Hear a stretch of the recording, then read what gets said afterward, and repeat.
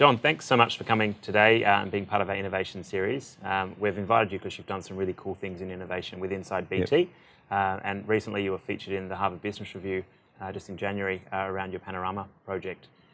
So I'd love just to find out a little bit more around sort of your thoughts just quite broadly on innovation. Yeah, well, thanks for having me. Innovation is one of those things that I think every organisation is struggling with because, we're in quite often tough trading environments and we're looking for points of differentiation. And the word innovation or the whole concept of innovation is something that's just such a breakthrough and new and different. It's going to really, make a commercial breakthrough and really help organisations. The way I sort of view it is, I don't really think a lot of what organisations do is innovation. I think it's a whole lot of continuous improvement and finding better ways to do things and just having an orientation that pretty much everything we have, whether it's products or service experiences, there's a better way to do it if you really focus your mind on it. And it's a whole lot of little things that add up to a lot of change in the long run.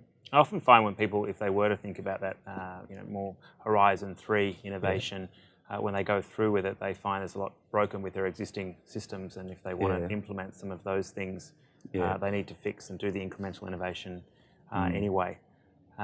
Inside BT is obviously a part of Westpac. How does what Westpac's done with the Hive and the Garage and different things, how has that sort of influenced you? Yeah, it's sort of interesting because probably within BT, and we're the wealth division of Westpac, for some time we'd been trying to drive a culture of innovation within the business units. And one of the things that, because before I joined financial services, I did a tech startup many years ago, and I remember back we had groups of people that we called information architects, which sort of seem a lot like people that do design thinking today. And we started building this capability, and I hired a really good guy out of IDEO who was running their office up in Shanghai. And we were starting to try to teach people, how do you do design thinking, or we called it customer-centered design. And it was really the process and methodology of how to solve a customer problem and get to an outcome, which we were trying to teach people. The broader bank is trying to sort of get that culture happening across the whole business. But it takes a lot to change an organisation. So what has been the focus is let's just create some environments, be it the Hive, where you can take people and you can sort of immerse them in a design experience for a period, or create an innovation capability, which is less about doing the innovation, but more about acting as a coach and helping people with the process, methodology and tools for them to solve their own problems. Because, at the core of it, I don't think innovation is something you can run in a central area. I think it's something that needs to be driven from the business units, but people need the skills and the time and just the capacity to think through better ways of doing things. You mentioned design thinking. Could you explain what your understanding of design thinking is, sort of briefly? Yeah. Well, the process that we run, it's probably easier to describe the process. So the first thing is it's a structured approach to solving a problem, but immersed in deep customer understanding. So what we would do is we would start out and we'd go looking in is the first phase, and we'd spend a whole lot of time looking at all the research we have. We'd talk to people who are experts in the business. If we were we'd go into the contact centre, listen to customer calls, and we'd immerse ourselves in the problem we're trying to solve. That's the first thing you need to do, define the problem. What's everything we know about it? Then what we'd do is we'd then do a phase of looking out, and we'd look at other industries, analogous situations, and we'd try to really understand, so we just didn't have a reference model of our own kind of world, how are other people trying to solve this problem in different ways. And then what we'd do is we'd do a process of then trying to translate that into the insight that sort of, it's often referred to as an ideation phase, and how do you distill all that into insights. But what we'd then do is we'd get into prototyping really quickly, and I think one of the most critical things is people to understand potential solutions if they're developed in a prototype that people can touch and feel. And if it's a digital prototype, it's a series of screens. If it was an experience, whether you're carving out a retail environment but making out of polystyrene or something, but it's that immersive experience, and it's just the iterative prototyping based on the deep customer understanding and research that you're doing. A lot of just observation work to really immerse yourself in the problem. And it's interesting because my early stages of my career, I started out in classic fast-moving consumer good marketing roles, and we always used to go and do qualitative research, or we do a usage and attitude study, and you try to learn about the customer that way. It was such a flawed process as opposed to getting really deep and hands-on with customers and really understanding the problem. And I think that's why people are really embracing design thinking. In Harvard Business Review, they sort of go into how you use design thinking to bring your executives and on the journey. Can you talk about? Obviously, it's a different approach. It's customer-centric rather than going through a traditional business case approach. How you use design thinking to bring those executives on the journey? Yeah, look, it's really interesting because so with this big program that we're doing, which is a big transformation program, it's a massive multi-year investment. And the traditional way that people would think about it is that quite often do a strategy deck. They might have a strategy memo or some explanation of what they're trying to do. The challenge with this sort of stuff is people really have difficulty conceptualising what the end state looks like. So the approach we did was we started by building prototypes of what the future wealth experience would be. And they were early prototypes, but quite rich in what they were. And because we were doing a wealth transformation, we were showing how might we integrate wealth and banking, how might we redefine the way self-managed super funds work. But what we did was we had a series of prototypes that took the end customer experience. We had personas that were developed. And what we did was we stepped a series of executives through it in small teams to really say, here's the wealth experience that we want to build. And the reaction was phenomenal because they really understood what it was we were going to build. Now, you still need to have the business case. You still need to work through, your high-level technology estimates and, can you make money out of it and is there a commercial outcome? But the fact that people can touch and feel and experience was the thing that made the biggest difference. So what we did was we had a series of prototypes. We started out with my peers. We then expanded that out to the executive team and ultimately the board. But we chose experiences that even the board would identify with. So I'll give you a good example. A lot of the board have self-managed super funds. So the use case that we were presenting is a better way to manage your self-managed super fund and how it's integrated with banking. And then every single person in the room could identify with their own problems of how they would manage it day to day. And when they saw the solution, they saw the real problem it was trying to solve. And then you build this just really good understanding through that process. A lot of large organisations have sort of underinvested in technology for quite a long time, and they're now stuck with a back end and infrastructure that isn't enabling them to take advantage of today's digital opportunities. You're undergoing a incredibly large transformational project. How has design thinking played into that? And what other sort of tips do you have for other people that need to do such an initiative? Yeah, look, you're right. I mean, so many organisations have underinvested in their technology. The other thing that's a real driver of complexity is many organisations have grown not organically but by acquisition. And if you take our business, I'll just give you a little bit of background on where we are. BT Financial Group is the amalgam of 4 different businesses that have come together because there was the BT Funds Management business, Westpac Financial Services, the old Rothschilds business, and then when we acquired St George, the Asgard Wealth business came across.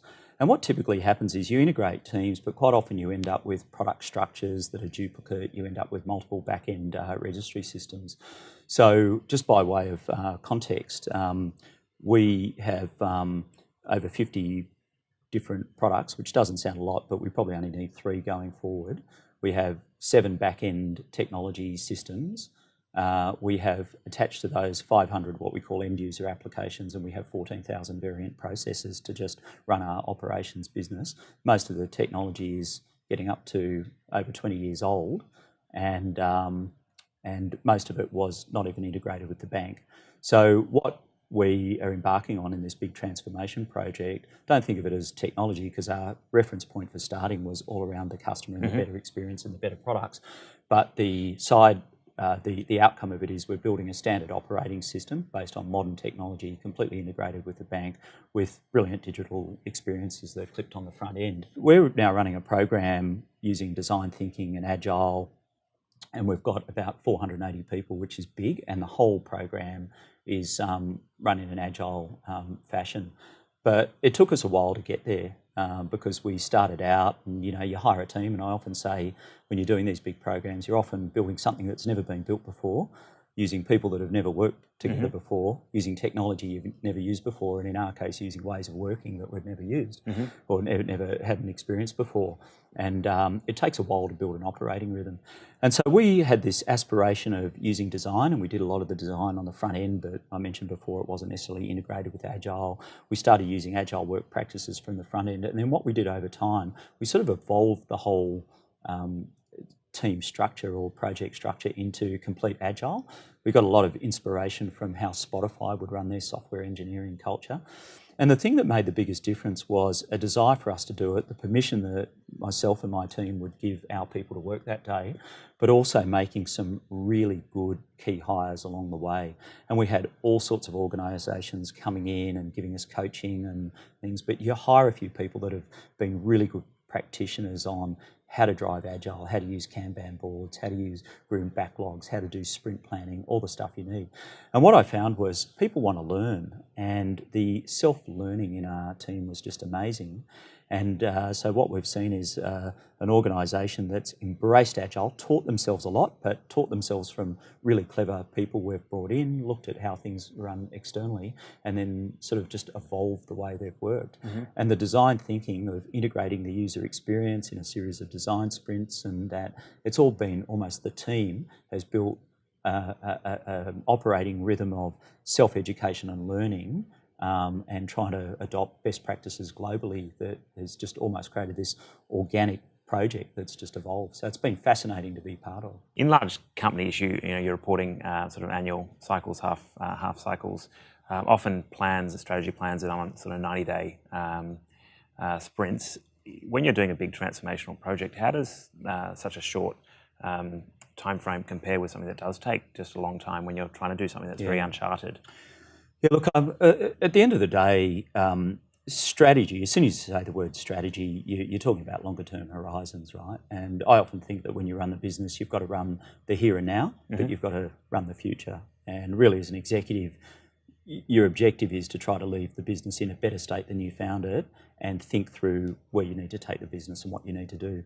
So there's always a long-term planning horizon, and many of the big programs that we run are multi-year investments. A lot of the banks are replacing their core technology.